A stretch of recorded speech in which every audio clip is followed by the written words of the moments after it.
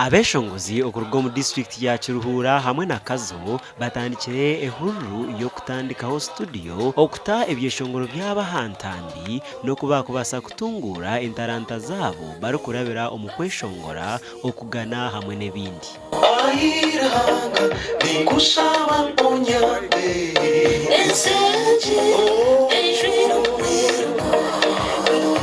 Omukoro ogwishyirweho abebembezi okuruga handengo zona okuruga mu government hamwe n'abekibiina kya NRM nabo bakwasire aha mukono eminyeto egi.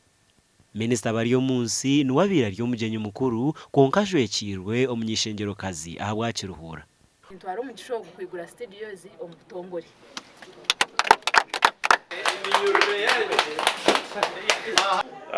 Timu chairman kurekera timu MK project bakatandukana bagira ngo baza kutongoza ibyemizano Emma twari message wa Mr General Kainergaba ngwite abacyurugura tagire ntunguka kandi service delivery mwagirego orabine entaranta nari kiconco cyo kutebya cyo kwevuga cyo kugana cyo kweshongora cyo kuzina kebentogoro byona barebe ngo babitabutambi babureka abaroho hati n'abaraba bataroho n'ababataroho abarija kubaho umwisho.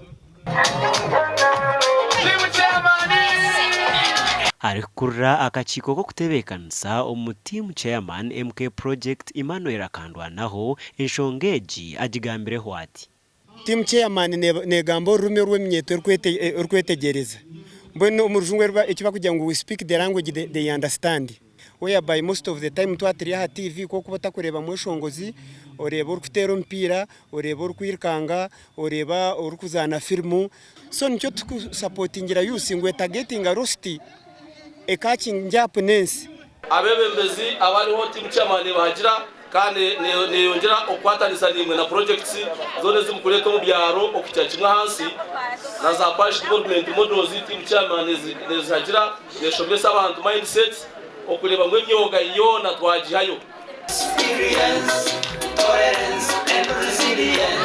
Ndi Michael Tumwakire abwa TV West omuri Kiruhura.